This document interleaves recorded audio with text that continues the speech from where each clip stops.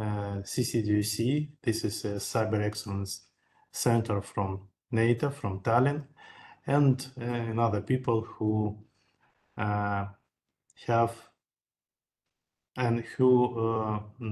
a lot of time when prepare this report.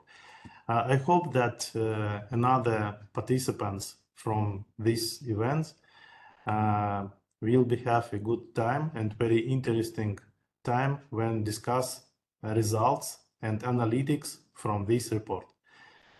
Thank you very much. Thank you for support Ukraine during this time, and glory of Ukraine. Thank you.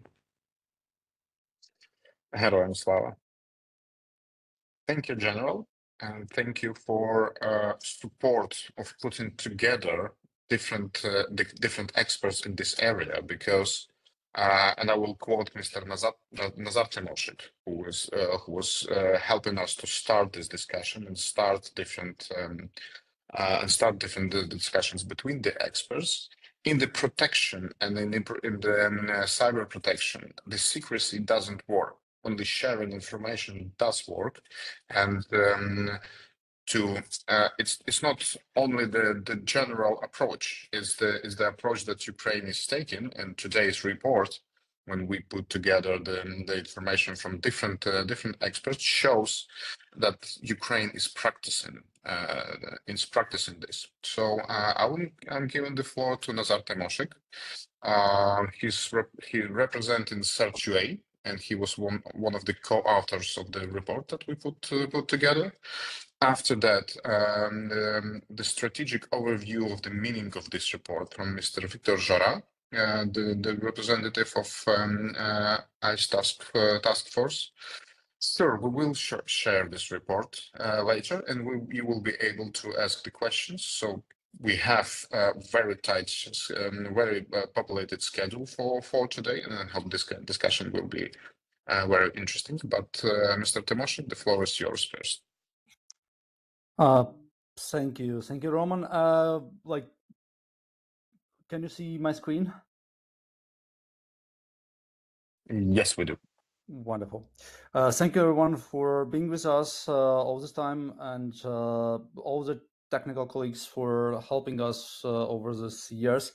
So in this report, we tried to summarize, and there was a lot of really interesting lessons learned even for ourselves, because when you are fully in a operation activity, sometimes it's hard to make a step back and have that helicopter view. So in this report, we really had plenty of discoveries how our enemy evolved over time, and we tried to do our best to explain it as a story here, and your feedback will be much valuable. So in the section 1, you see that there's overview of overall statistics, and this is a summary from about the groups, about the techniques, and about the TTPs, and what was going on over this last 3 years. But before that, let me remind that it is not just 3 years, it is overall 11 years of active cyber conflict between Ukraine and Russia. And we were targeted, even since 2014. Before that, they were also, implanted in our networks. But this report focused only on the last most aggressive, most intensive period, where Russia wasn't, feeling so comfort to run all these operations, because Ukraine got tremendous support from our allies. And as you see here, it's very interesting coming out that in 2021, the amount of attacks was 4 times smaller than it was last year in 2024. And meanwhile, the amount of critical and high severity incidents, so under that term, we mean that malicious actor managed to achieve control access to some sensitive networks or infrastructures. You see that the number of critical events is going down year over year. Why this is happening?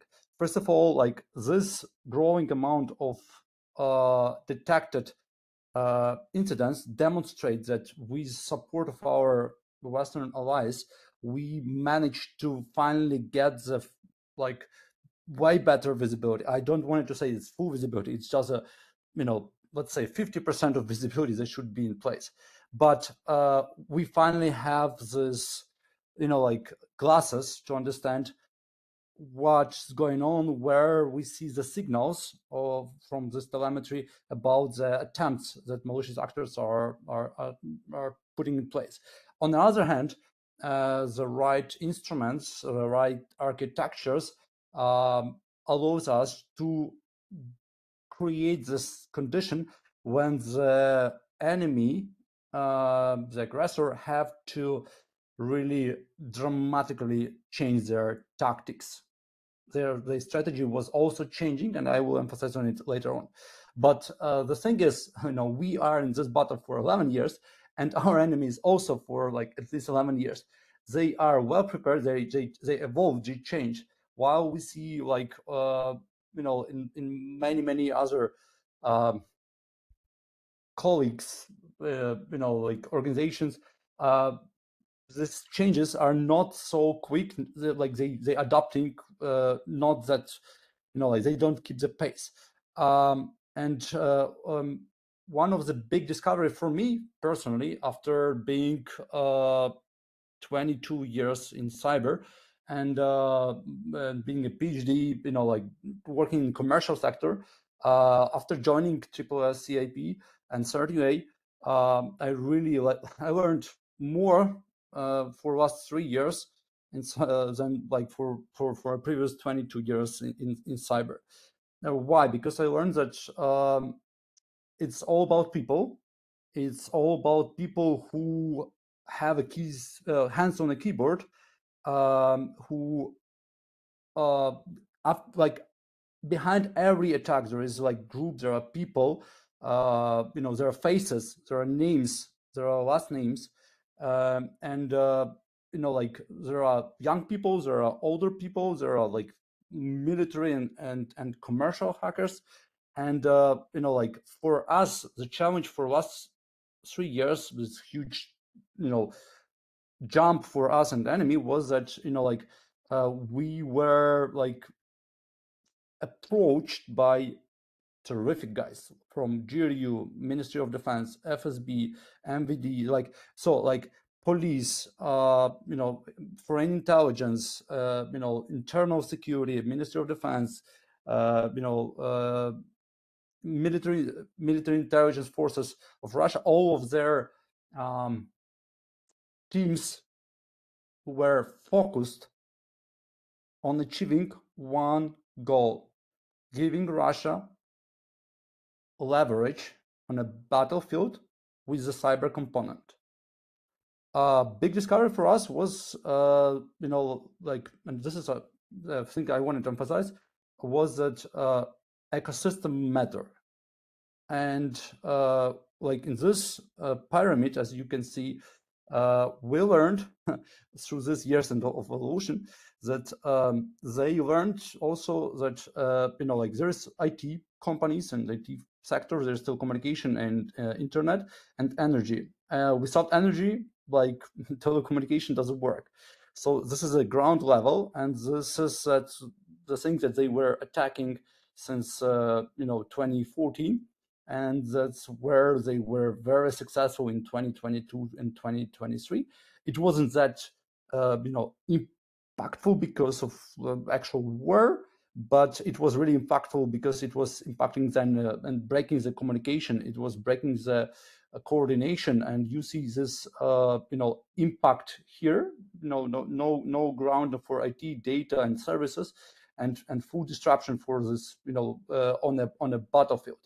So all Azar, this, yes, my just apologize. As a moderator, I have to remind you that we've got 5 minutes left because we spare as much time for the discussion, and I'm just and I'm also reaching to everyone who is listening. Please write your questions or raise your hands if you will have questions for Nazar and other speakers, because the more this discussion we will have, the better. So sorry for interrupting, but you've got 5 minute time left. Thank you. I will try to be quick. One of the biggest lessons learned in 2024, after years of being successful in the energy sector, military hackers now switching to go after supply chain software vendors who develop software for energy sector. Like telecommunication sector is critical for any country, any industry. And it's, I would say, the least protected segment in whole that ecosystem. Because when you always ask a telco who have plenty of money, are you guys secured? They will say, yes, everything's fine. We have done audits and so on so far. In cybersecurity, you need to be paranoid, trust no one, and government need to run a hunt forward operation. Try to hack the like telco internal telco companies to assure that they, because telco have access to all the messengers through text messages and everything. It's one of the most critical segment overall.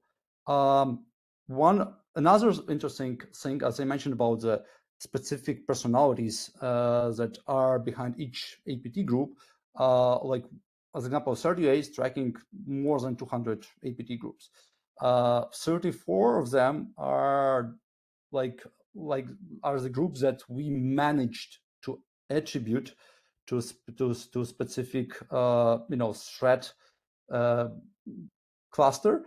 And what I wanted to emphasize, so there's a lot of groups acting against us, but an attribution is very hard job.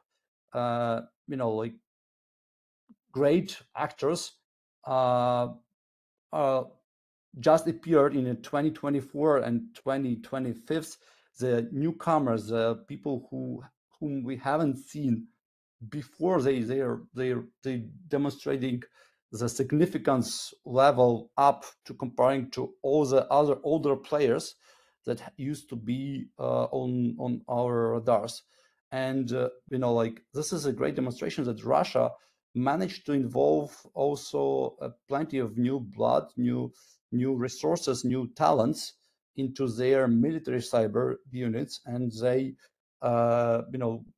these guys demonstrate terrific performance. Their tricks and their techniques and their social engineering techniques and malware, they are one level above from what we seen in 2022 and even before. Also, for in this report, we put a big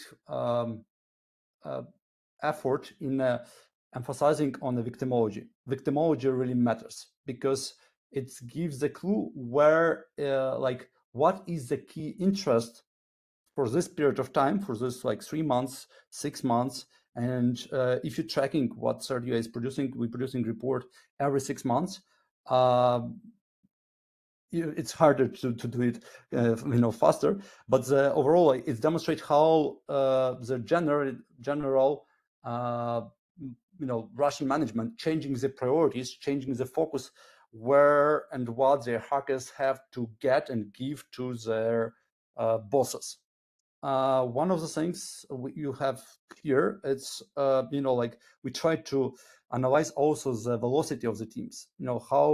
How many discoveries we managed to have from, as example, Sandworm group specific this cluster, over 2022, 2024. So we see that this team managed to achieve 2 operations per month, and then we managed to detect this, but to discover some of them. We managed to see how the evolution since 2022, when they were doing a lot of let me focus here, disruption attack, DDoS attacks. They were just wiping the infrastructure, and it demonstrated that it is not really useful approach, they were going after media and disinformation to run the disinformation, because they were thinking that Ukraine is similar to Russia, controlled by media, controlled by propaganda, and you can really influence people.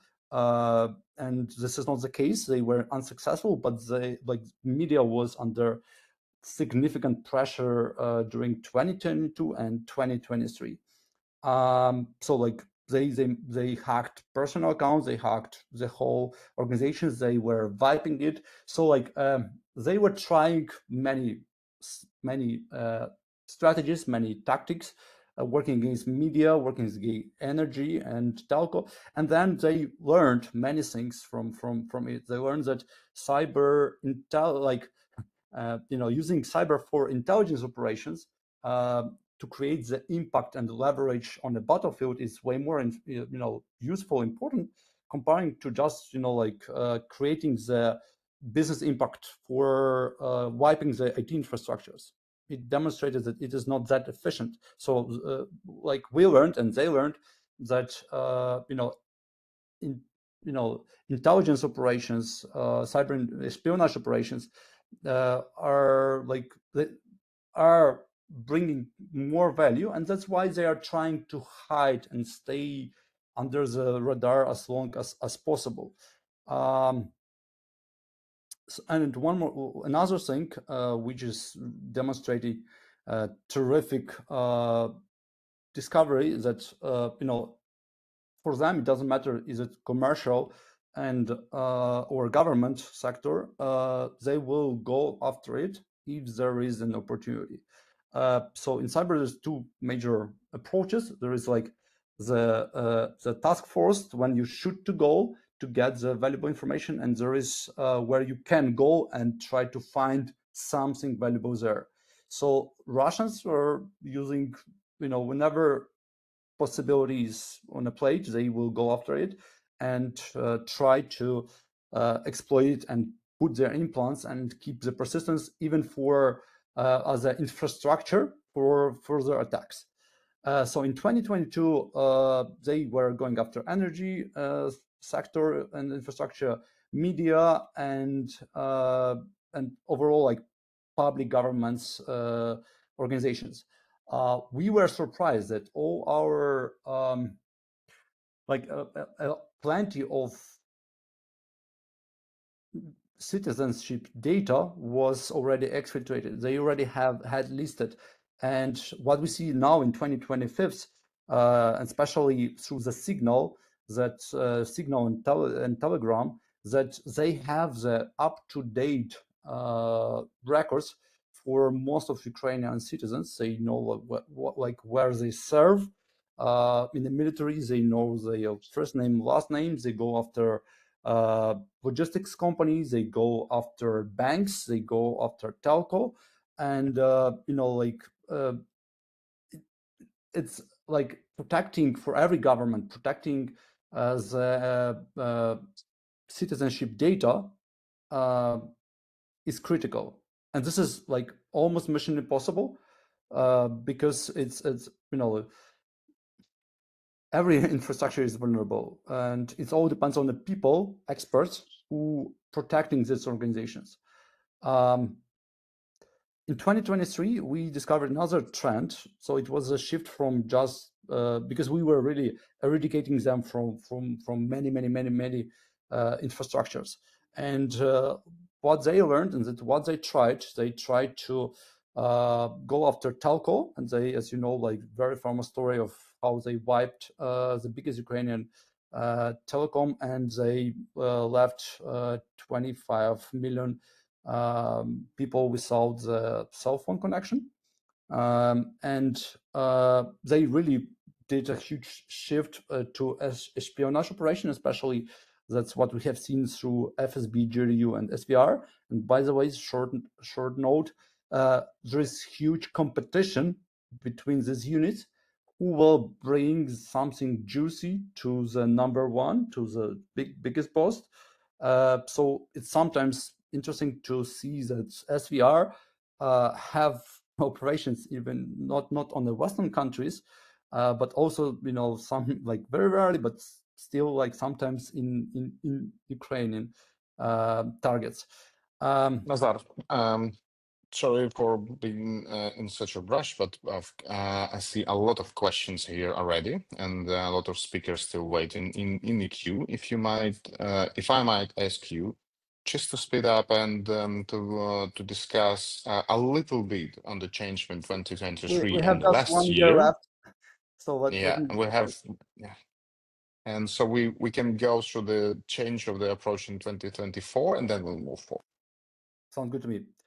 2023 was also an interesting year because we have seen the huge spike for UAC 0006 because like the commercial, like cyber criminals from Russia were, you know, transformed, joined in some way to the government. They were moving funds, they were stealing from Ukraine. They got plenty of remote access Trojans implants in Ukrainian commercial segments. So this is the thing that I encourage every our colleague from other countries also to put attention to it, because Russia, similarly to North Korea, use you know, like commercial cyber criminals to fund tools, to fund some operations, and to they really like steal money from Ukrainian commercial companies. One of the things that you should also bring with you, it's the term once a victim, always a victim. If malicious actors manage to get something juicy, something valuable in one organization, even if we eradicated them from that victim, they will do their best to regain access, to maintain access, because you know, it's a source of critical information from there.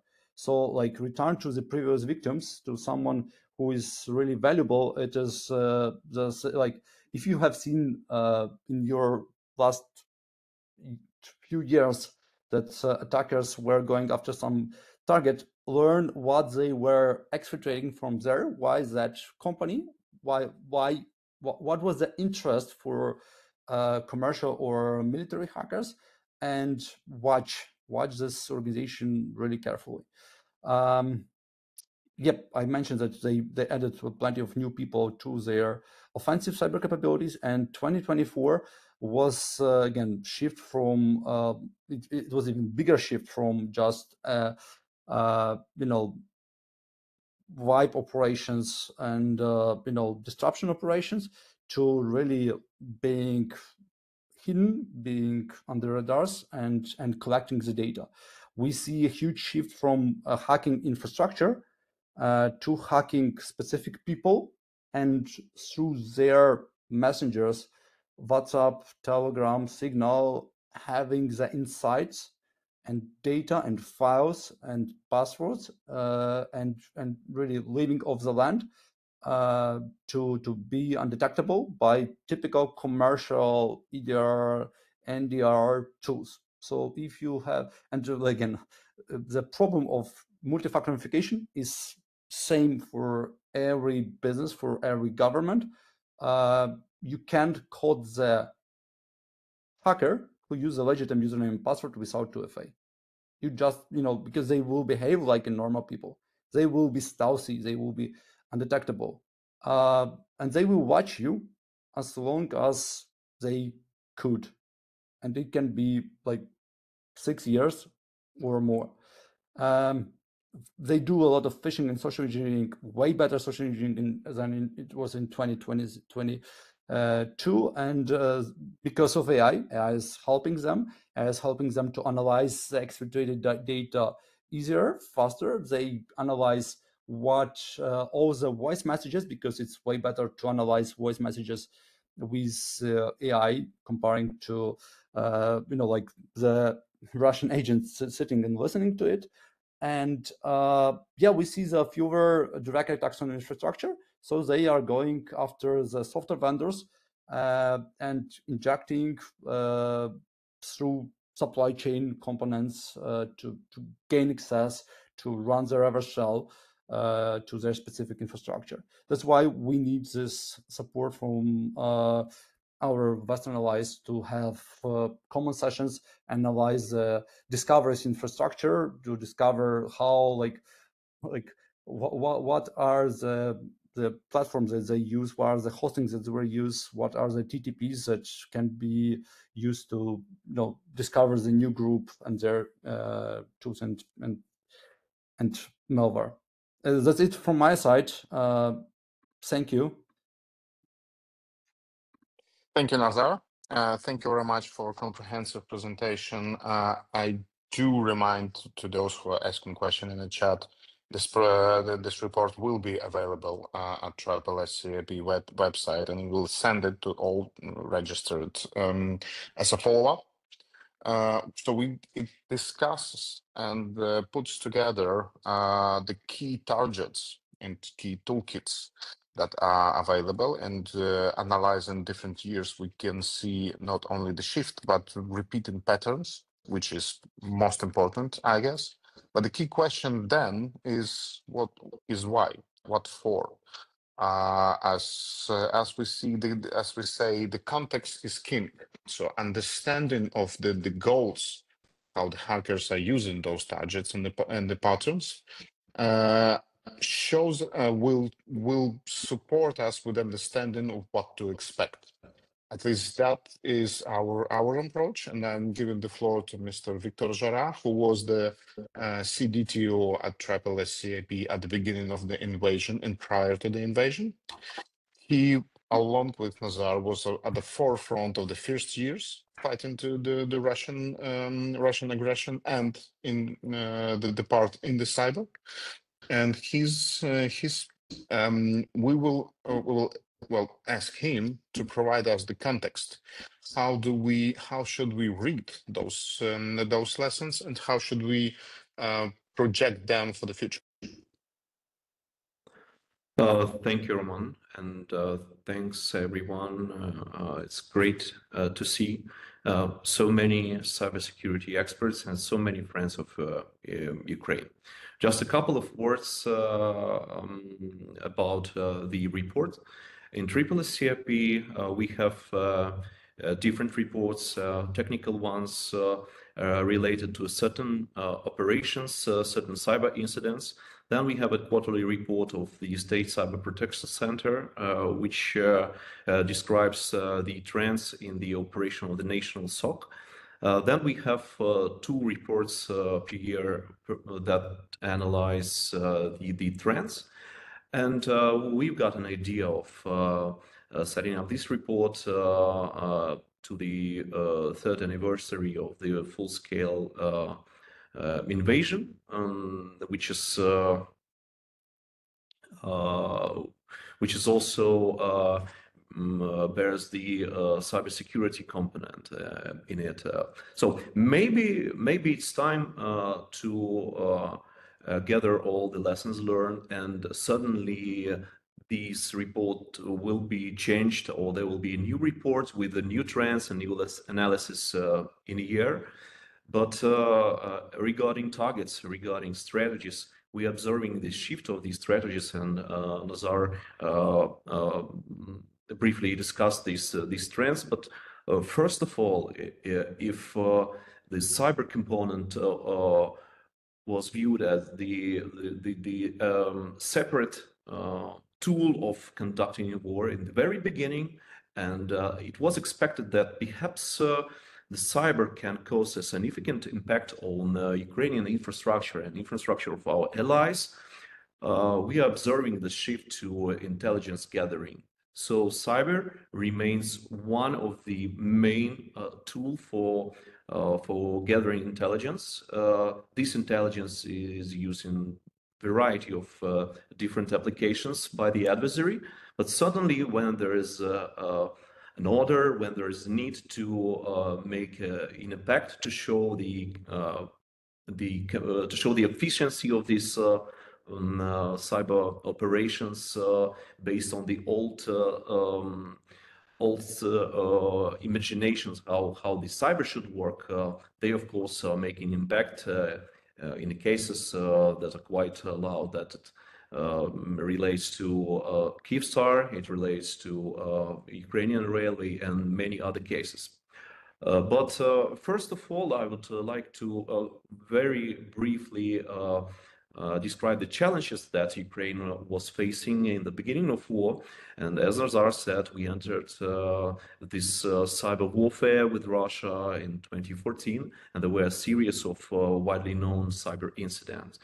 So it's not new to Ukraine, but I believe that's a common issue for all countries, that cyber isn't the main priority. So cybersecurity in most cases is underfunded, and this results in a lower cyber defense in private and state-owned infrastructures. That's also we faced here in the beginning of war, and in a cyber war, in confronting enemy in cyberspace, which is regarded the super cyber power, it's much more complicated. Then we understand that cybersecurity and its efficiency directly depends on the trust between businesses, trust between state entities, and unfortunately, we cannot say that our national cybersecurity is built on 100% trust. We are working on that, and improving this particular component will increase the entire defense. Unfortunately, the lack of responsibility in entities, in businesses, for the insufficient measures taken to defend the network, to secure them, often leads to severe cyber incident. And that's another one way to improve and to raise the level of cybersecurity. One of mechanism to cover more entities with the cybersecurity measures is MSSP, and SSCIP is the largest state-owned MSSP together with private ones. But unfortunately, we still lack requests for these services, and that's our homework. The next point is the legislation and regulatory framework. Again, we entered the full-scale war with the law on cybersecurity dated 2017, and it took 3 years for us to propose a new law. That was a huge discussion, and finally we have a brand new revolutionary law on cybersecurity, 4336. But again, this was a huge discussion in the community and between the entities. Finally, we've got this responsibility. We've got a dedicated position of CISO in the entities of critical infrastructure. And we also find out the mechanism that can attract talents to the industry and therefore create a reserve for the national cybersecurity system. What do we lack? We still lack cyber forces and cyber command, because we are talking here about civilian cybersecurity. But since we are in the full-scale war, and the Ministry of Defense and the Armed Forces Ukraine and other special services are being engaged in the cyber defense of Ukraine, it's important to coordinate these activities, cyber defense, military activities. Therefore, it's a lot of work for us to do in the field of determining the military concept of cyber defense. But despite all these challenges, Ukraine proved its cyber resilience over the last 3 years, and there were also several reasons for that. You will find this in details in report, but first of all, we were able to build our cyber defense program even during an active cyber campaign against our country. That was possible with the number of measures, with the reform UA 30, which we started in advance in 2021. Then we quickly adopted the national legislation to the need of having backups and even running IT infrastructure outside of the country, with the risk of physical destruction, with the risks of power outages, etc., all this challenge that we are facing during all these years. Obviously, our specialists have become one of the most experienced cyber attack defenders globally, having this daily routine of confronting enemies in cyberspace, the most sophisticated APT groups from Russia and its allies. Of course, joint exercises, data exchange, and technical support are very important for us, and we are grateful to all our international partners who enabled Ukraine cyber resilience, who supported us with licenses, with tools, with threat intelligence, with clouds, etc. We highly appreciate this support, and we hope that this support will continue and will improve our cooperation.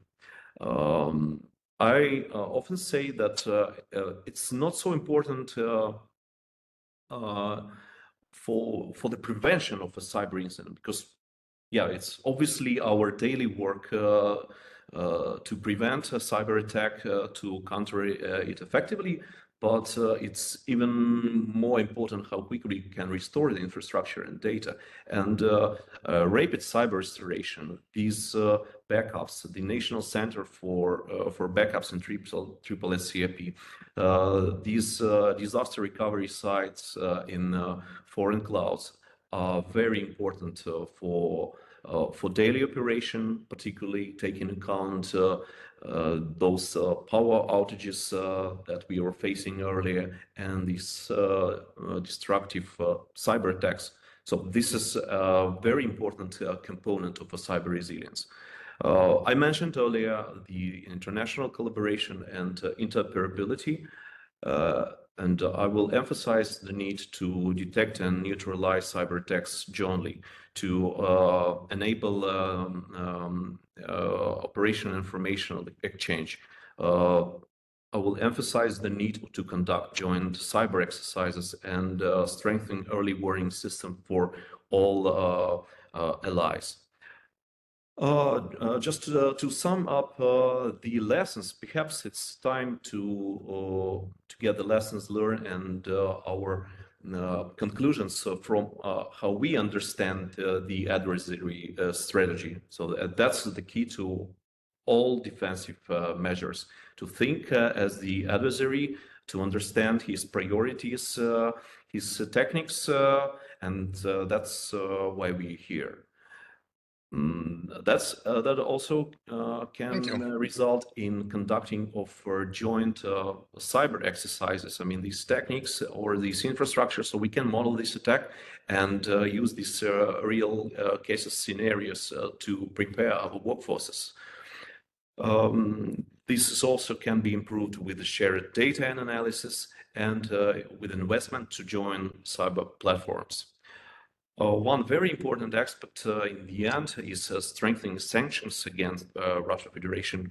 We know even by persons, the participant of these APT groups, we know the tools that they are using, but we need to be united in imposing sanctions to these particular persons and to different businesses that are also involved into this illegal activity against Ukraine and our allies. So let's focus together on the technological assistance to our cyber defenders.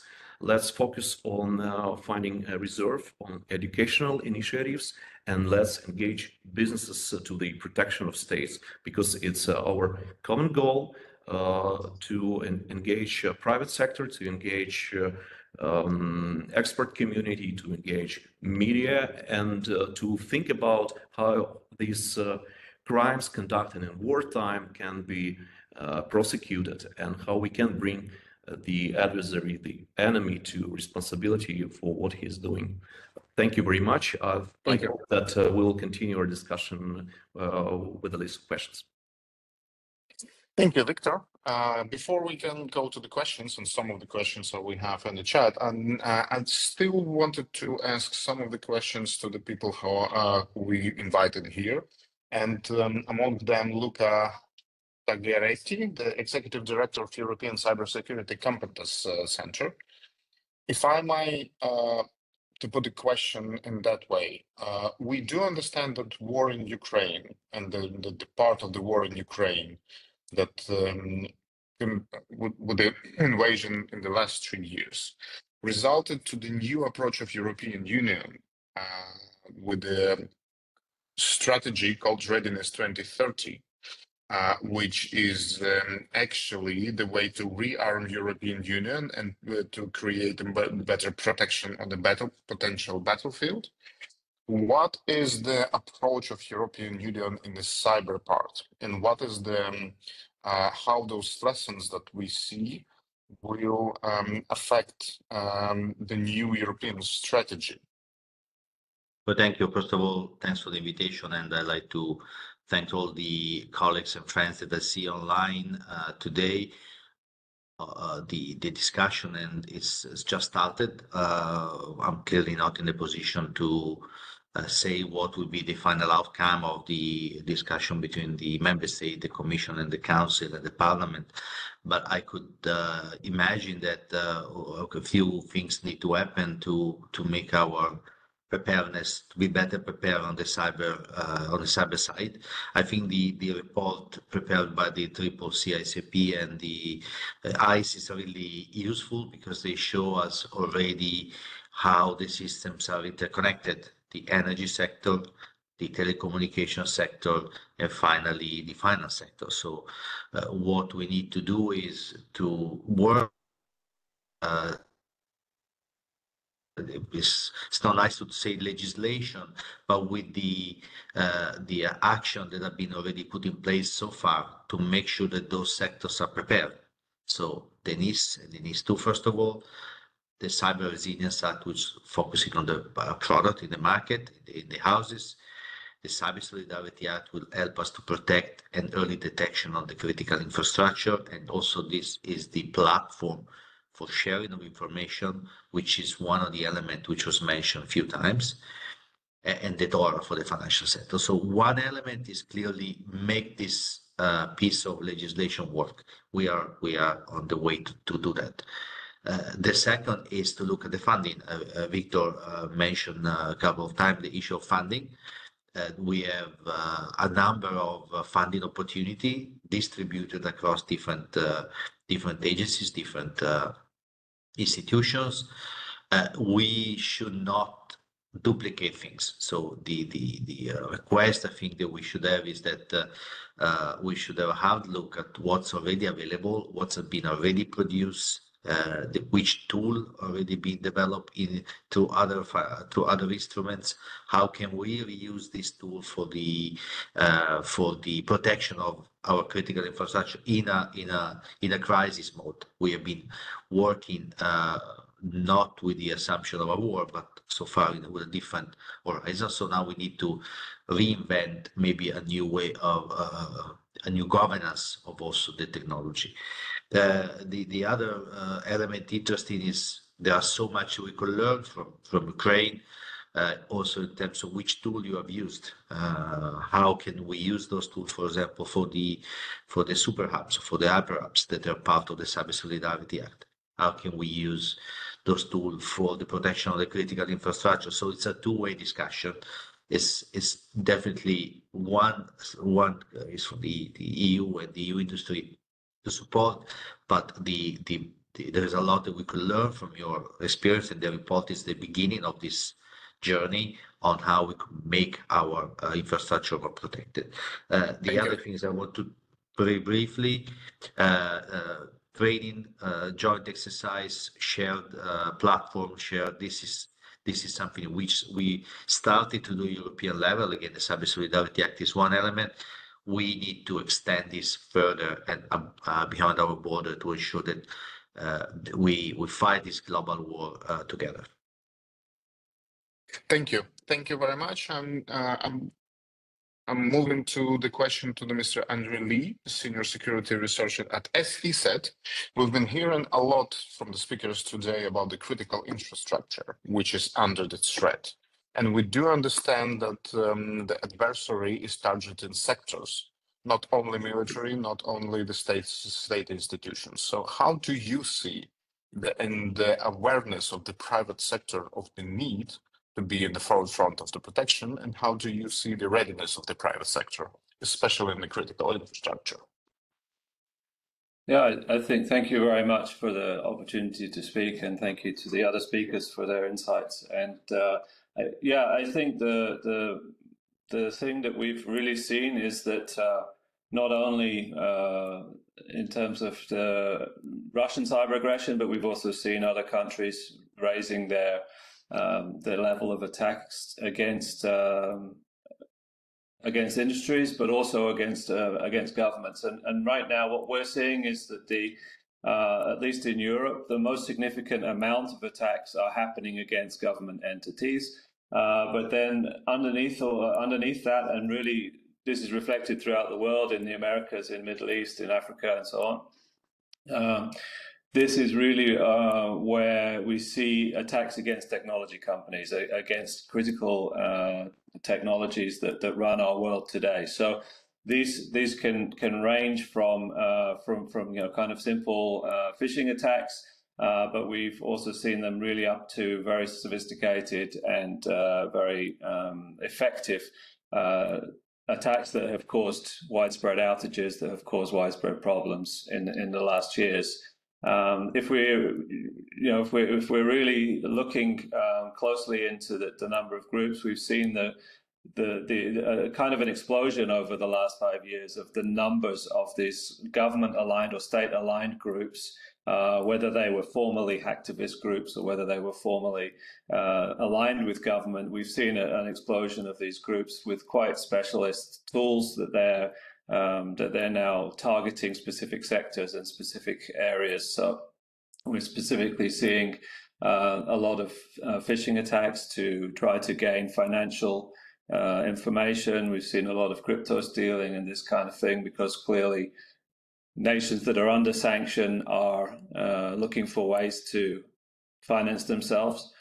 So we've seen a lot of that. We've seen a lot of ransomware, which clearly is connected to crime, but very many of the countries, we know that the criminals are actually aligned with the state, or at least tolerated by the state, because they're bringing some kind of income into the sanctioned state. So we're definitely aware of a lot of these things, and we've seen a tremendous amount of, as Nazar has shown earlier, we've seen a real increase in the cadence of attacks by Russia on Ukraine, particularly on the defense and the energy sectors and transportation sectors.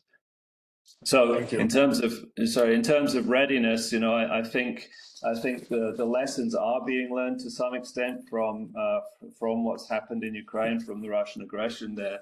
I think people have started to take notice of the need to have two-factor authentication, of the need to have effective EDR, XDR capabilities, and also looking into threat intelligence and understanding the threat landscape in a stronger and deeper way to try to protect their infrastructure. Thank you. We're moving to the questions from the chat already, and to spare time, I will ask Igor Malchenyuk, Director of the Cyber Defense Department, CIP. One of the questions that we have already, and moving from the previous speakers, is what is the best need and what is the best support that Ukraine should have? Is it the technological support, or the lessons learned, or partnership with the international? So how to support Ukraine in the mutual benefit for European Union, other like-minded countries, and Ukraine? Please, Ihor. Yeah, it's a pleasure to see you all and to contribute to this discussion. The subject is of extreme importance indeed. And before I jump to sharing some ideas, projects, goals, activities, and programs we have, I would love spend a few more minutes, if Roman pardons me, on two topics which were extensively already covered. However, just a few moments to add, because when we are talking about consequences and cyber attacks, we are obviously are facing multiple and far-reaching consequences, like the cyber attack on telecom, which is very often a target for cyber attacks, has many, including and very clearly the results of cyber attack in December 2023 on Kyivstar, which is the largest telecom provider with 24 million customers. It had consequences beyond what was immediately apparent, like significant disruptions in ATMs and point-of-sale terminals in retail. Air raid alert systems were not properly functioning in several areas. Online education was affected because multiple schools and universities in Ukraine, they do provide online lessons.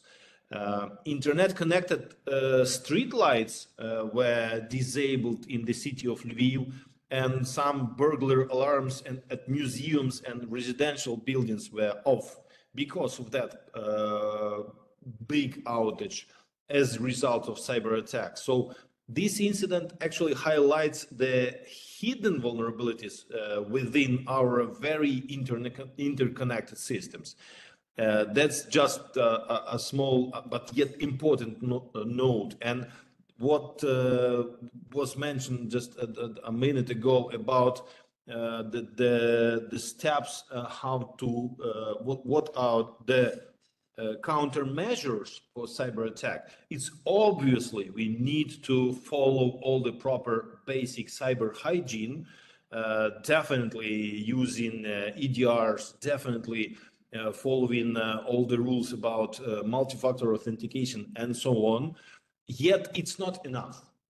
We do face very persistent threat actors. Because SSCAP, we do track threat activities or threat groups, actually 160 threat groups, and we clearly see that they are that's their goals, their raison d'etre, they exist to attack multiple targets within critical infrastructure, within security and defense sector in Ukraine, for telecommunications, internet service providers, banking and financial systems, as well as transportation logistics, which was not mentioned yet, but big topic and recent advisory published by multiple security agencies from US and Europe. It emphasizes the importance of logistics being under attack from threat actors, as well as education and healthcare,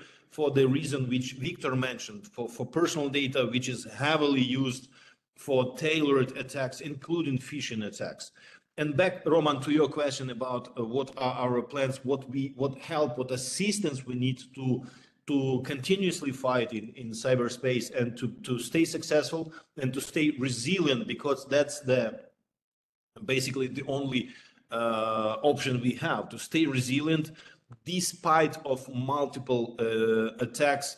Some of them are successful attacks, fully embracing zero trust approach, fully embracing assume breach, and trying to stay to all the organization to stay functional despite of cyber attacks. I actually do have a slide. If I would be able to share, that would be wonderful. Yeah, that would be wonderful and very fast, because we still have a lot of questions and yes, indeed, 23 minutes left. Very briefly, we do have multiple ideas what we are going to do, including some out of our obligations because of changes in legislation. We recently adopted a new law which made multiple amendments to legislative acts here in Ukraine. And just to give you the sense, what we are already implementing and all the assistance which is available would be we would very appreciate that assistance.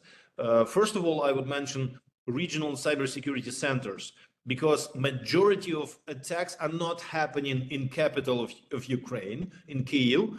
They are happening in regions because of local authorities, because multiple operators of critical infrastructure, they do operate throughout all the Ukrainian territory. So we need presence to have better visibility, to have better response time, to be able to act as quick as possible in multiple organizations.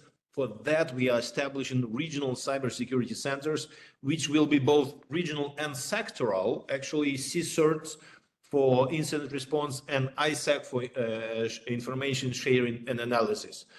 The second item I would mention is establishing so-called CISO community and CISO campus, because according to recent changes in legislation, every state agency, it's mandatory to establish a position for cybersecurity manager, who is ultimately responsible, and cybersecurity department. So for those cybersecurity managers, actually a well-known concept of chief information security officer, we are going to create a dedicated body, CISO campus, to accelerate and facilitate identifying candidates, hiring process, onboarding process, sharing knowledge, trainings, retrainings, upskilling, reskilling, as well as sharing best practices for CISOs in both governments and critical infrastructure. And I would mention also expanding capabilities in trainings, local capabilities for training center and qualification center. We do work on training center of SSAP, as well as have several collaboration projects with Ministry of Digital Transformation, with Security Service of Ukraine, and so on. And last but not least is definitely, which is huge part of resilience, is a backup. Is as trivial as backup is, it's mandatory to stay resilient, and it emphasizes the recent major incidents, like incident with the registries of Ministry of Justice, or incident cyber attack on Ukrainian railways. It emphasizes the huge importance of having healthy backup and being trained in full recovery. So we are trying to expand the capabilities of National Backup Center, which is functioning under SSAP umbrella. Thank you, Roman. Thank you. Thank you for a comprehensive pitch. It's some mixture of the lessons learned and the ideas on how to go further. But I'll still move into the questions and the ideas from the chat. And thank you for putting the questions there. One of the ideas is what assistance should be prioritized from NATO based on the evolving landscape. And clearly question to Mr. Davidyuk, Andrei Davidyuk, Plans and Coordination Branch Head, NATO CCD COE. I've seen him among the speakers. Andrei, are you Yes, there? And can you comment on the NATO approach on that? And I will also ask Igor to close the pitch that we see. Yeah, sure. Thank you. Yeah, Andrei, please, floor is yours.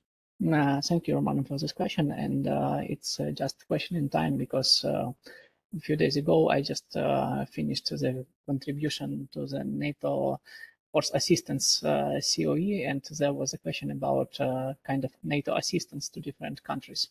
Based on this observation, for sure, as it was mentioned, it should be some kind of human-centric approach, because the human resource and qualification it's so important. For sure. From other side, I can comment, maybe we should provide the wider view. I just inspired of the picture at start of this event, which shown by Nazar, where we have this nice pyramid with a background of energy. I think when we're talking about cyberspace, it's quite difficult to measure cyberspace. Even more, we have some famous publications which tell to us that cyberspace doesn't have borders. From other side, if this nice pyramid we will call it as electromagnetic spectrum, we can measure where the energy is ended. From this side, made this measurable, we can easily understand where we need more attention to keep our cyberspace resilient. In this field, I think the NATO assistance should give the opportunity to provide multidisciplinary research on the topic, to combine the knowledge in cyber with the knowledge in energy. I think this synergy approach should provide some promising results to have a quite new view on the present issues. For sure, it will change the approach of software, hardware support distribution, and to provide more sustainable environment in the time of so fast and dynamic changes. Because the usual practices which we have used before was based on the standards like ISO, NIST, so on, but we should understand the standards was written for the peacetime, not for the time crisis, and even more not the time of war. And when we're talking about time of war and resilience, it's quite difficult to talk about efficiency of material resources which used to provide this. We should talking about opportunity to survive in the conditions of high-level risks. That means should appear new policy and new standards for the countries in crisis and in war, which should be not cost efficiency, should based on maximum resilience for these countries to keep this cyberspace or electromagnetic spectrum environment so stable as possible.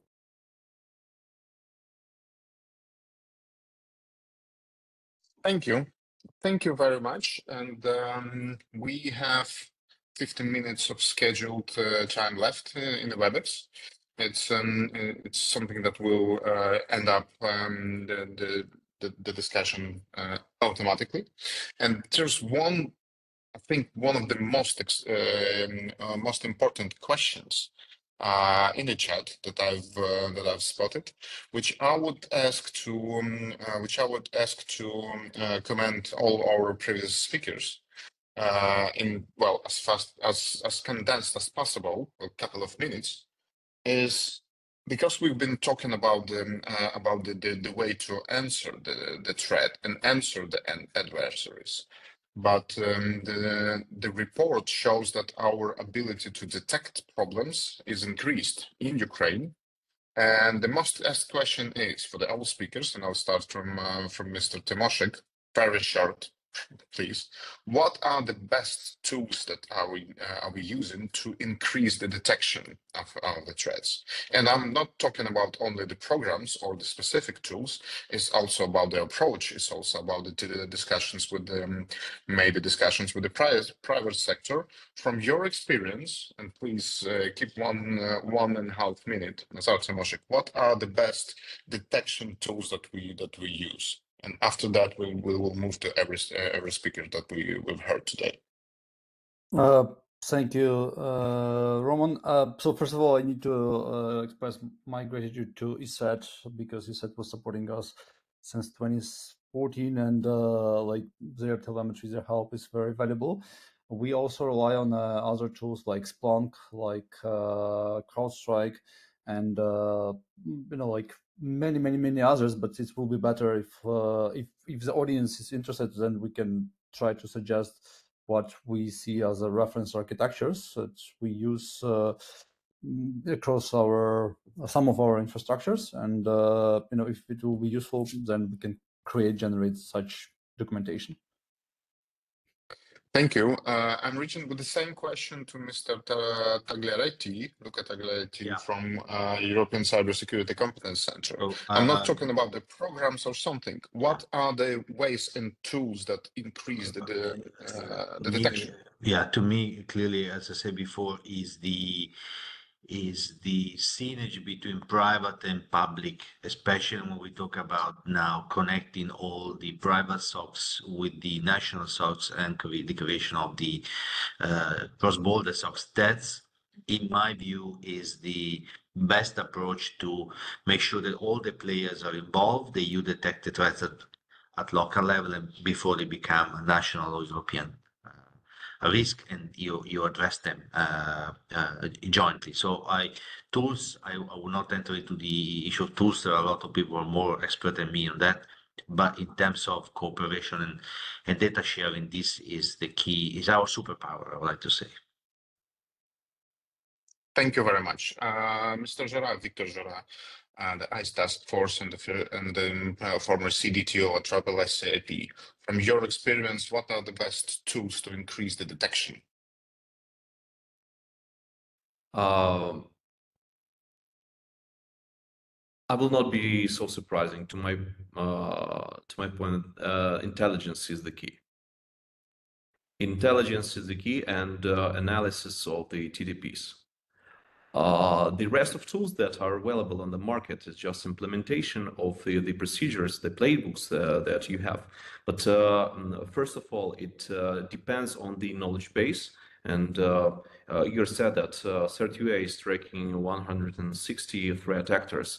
So perhaps CERT-UA is the main concentration of knowledge about Russian state cyber actors. And we are open to share it.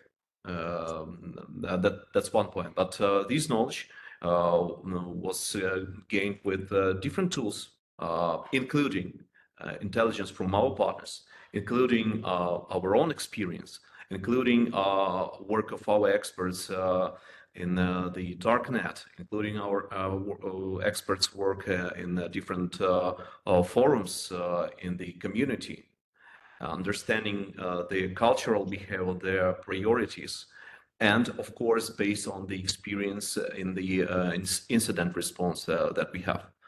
That is all combined and shared through different information exchange systems like MISP. We have 4 or 5 MISPs in Ukraine, and we also have a lot of information sharing systems with our partners and global communities.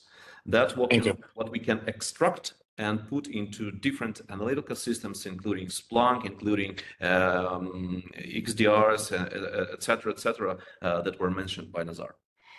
Thank you. Mr. Andrew Lee from the ESET, one of the prominent cybersecurity experts, your approach on the tools, and we are not talking about the specific programs, of course.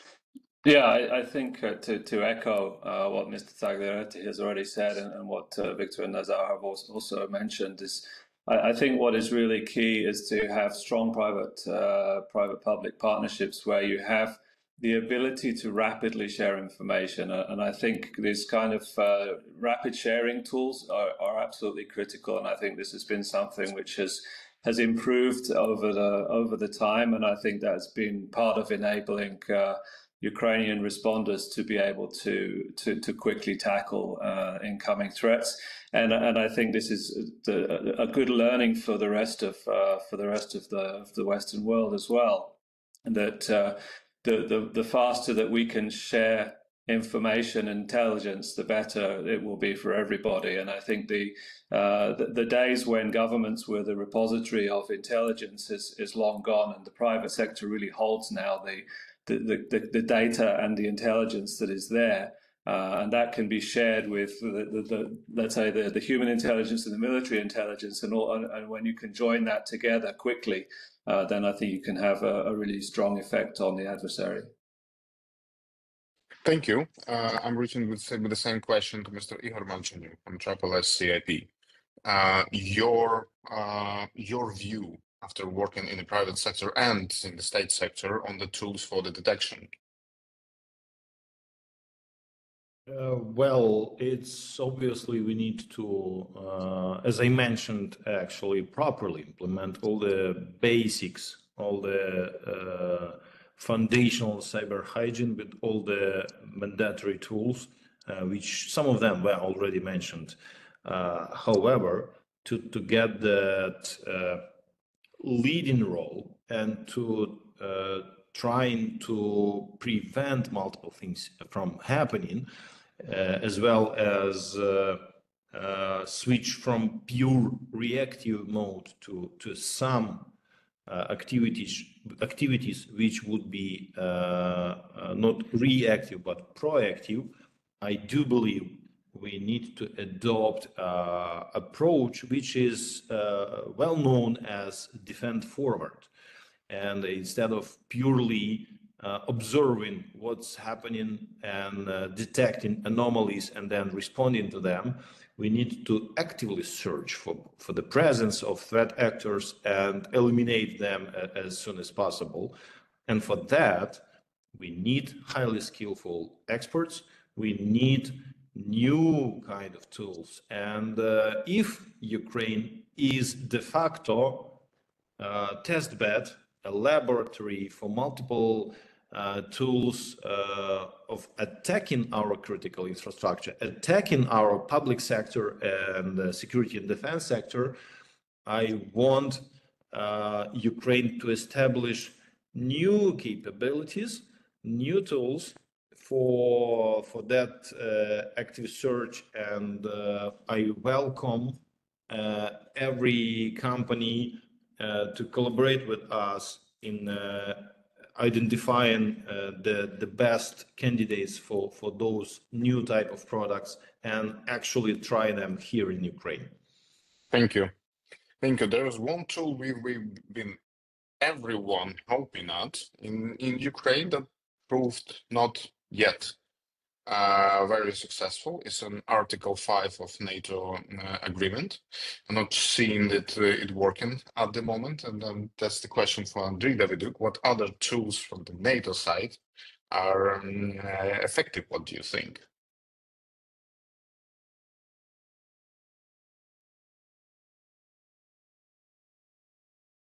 Well, we'll get that answer a little bit later. So we are reaching to the end of the scheduled discussion. I do thank everyone who joined us to discuss the report, and I do thank everyone who asked questions. Some of them were unanswered. We will analyze that and make another not a report but another letter with some answers. The report will be published at CIP website and sent to everyone who registered for today's discussion. The video of the discussion will be available for everyone who was registered for this discussion. Today's discussion actually proved the initial approach that the cooperation with the experts within different agencies, within private and state and military sector is one of the keys to understand what we faced and to understand the adversaries. We will keep working on that as an independent platform, as Task Force is happy to share, to host the independent discussion where the question what to do is the only important, whatever who will be responsible on that. Thanks everyone for working with us in the 1 hour and a half. And I do think, and I do hope that we will see each other later this year to see how the cybersecurity patterns are evolving and I do think they will be rapidly evolving in the terms in the next time. Thank you very much. Slava Ukraini. Thank you very much. Героям слава. Слава Україні. Тоді побачимо.